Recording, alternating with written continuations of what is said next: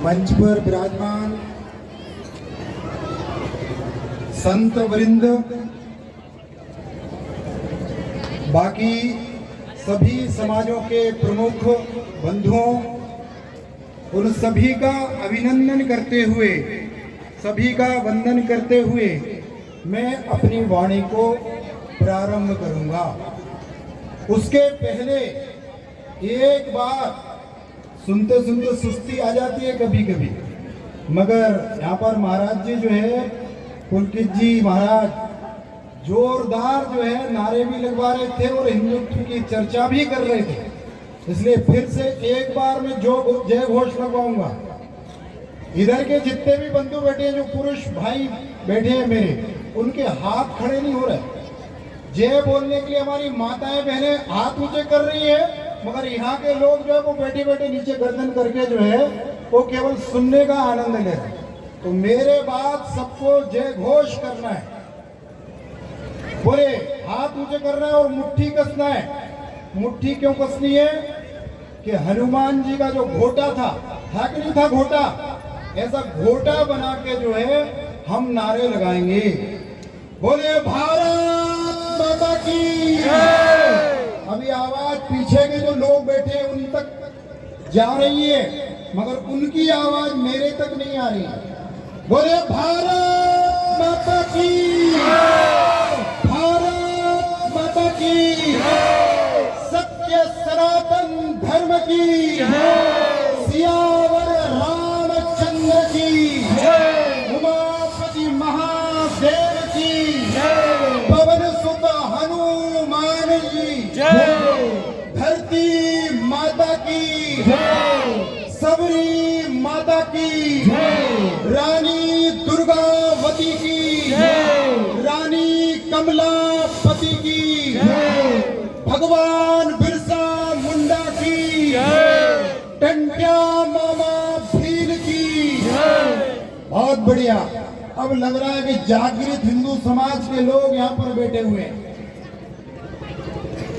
महाराज जी ने जो सारा विषय रखा है, इस विषय को रखने के लिए हजारों संत इस काम में लगे हैं और हम सब लोग, महाराज जी बता रहे थे कि हिंदू सम्मेलन क्यों करना पड़ रहा है, और हिंदू सम्मेलन जो है केवल आपके सेमली कला में नहीं हो रहा भाई साहब। अच्छा गुरुदेव। हिंदू सम्मेलन पूरे देश के अंदर गली गली मोहल्ले मोहल्ले के अंदर चर्चा का विषय बना हुआ है। अच्छा अच्छा अच्छा।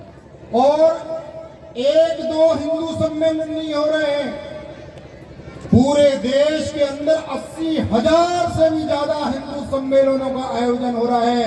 काय के लिए? केवल और केवल हिंदू जगाने के लिए, जिस काम में देश का सारा साधु संत समाज लगा हुआ है, उस काम को प्रचारित करने के लिए, उसको घर घर तक जाके बताने के लिए हमारा ये हिंदू सम्मेलन का आयोजन हुआ है। मित्रों, हम लोग गीत में गाते हैं, हिंदू जगे तो विश्व जगेगा, मानव का विश्वास जगेगा, भेद भावना तमस हटेगा, मानव का विश्वास जगेगा। इस प्रकार का गीत हम लोग गाते हैं। आज के दिन हम थोड़ी सी हमारा जो प्राचीन इतिहास है उसकी चर्चा करते हुए, भारत माता की वंदना करते हुए मैं अपनी वाणी को प्रारंभ करूंगा। जब इस देश का हिंदू समाज स्वाभिमान के साथ संगठन का पूरा ताना बाना मजबूत करके इस देश के अंदर निवास करता था, तब दुनिया के सारे विधर्मी आक्रमणकारी जब जब इस देश के ऊपर आए, तो उनको हमारे इस देश के वीर जवानों ने, योद्धाओं ने, वीर पुत्रों ने मुंह तोड़ जवाब दिया। मित्रों, इस देश के अंदर आप लोगों को ध्यान में होगा कि सैकड़ों प्रकार के आक्रमण हुए, एक दो आक्रमण नहीं हुआ हमारे देश के अंदर, सैकड़ों आघात इस देश के लोगों ने सहे। और इसलिए मैं सब लोगों को अपनी उन पंक्तियों से बात प्रारंभ करता हूं। उन सारे आक्रमणों को हमने विफल किया कब? जब हम संगठित थे, एकता के सूत्र में बंधे हुए थे, हम शक्तिवान थे, ताकतवान थे, हम समृद्धशाली थे, तो दुनिया के लोगों ने जब आक्रमण किया तो ऐसा कहते हैं कि ग्रीक हूण शकेवन टूटते थे भूमि पर, हारते थे हौसले पंचनद के तीर पर। पता नहीं कहां है वे, पता नहीं कहां है वे, अतीत में समा गए, काल के प्रवाह में निज को वे मिटा गए।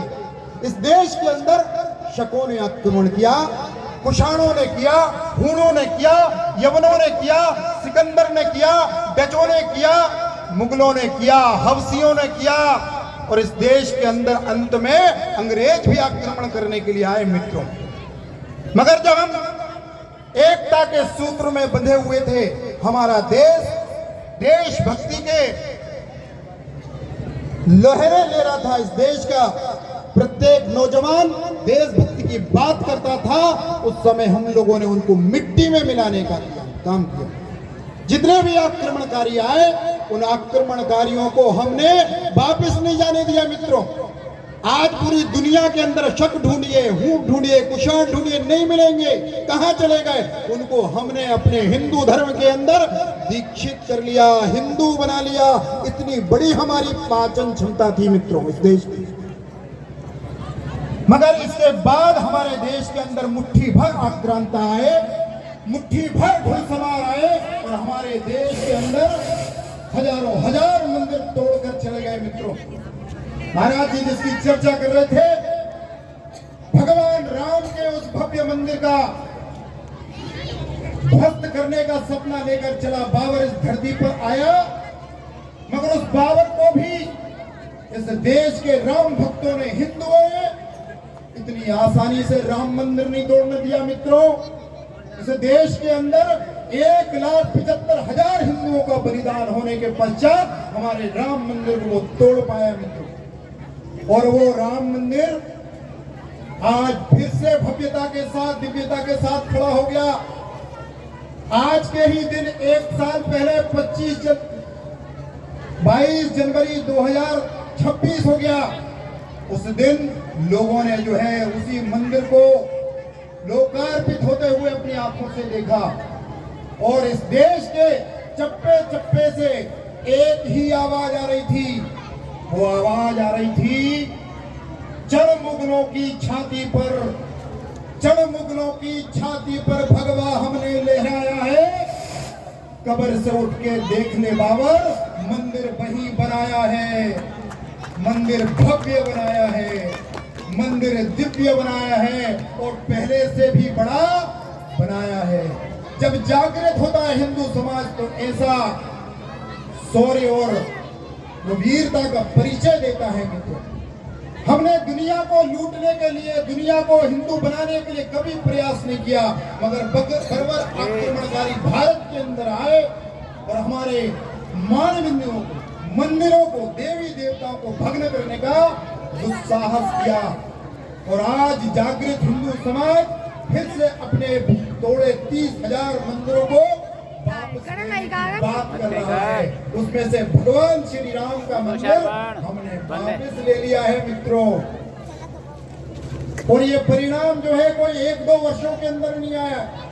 1528 के अंदर बाबर ने राम मंदिर तोड़ा, तब से लेकर अभी तक 20 लाख से भी ज्यादा हिंदू समाज के लोगों ने, राम भक्तों ने अपने बलिदान दिया।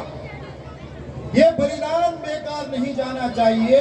ये मंदिर का निर्माण करने के लिए बलिदान हुए निरर्थक नहीं जाना चाहिए।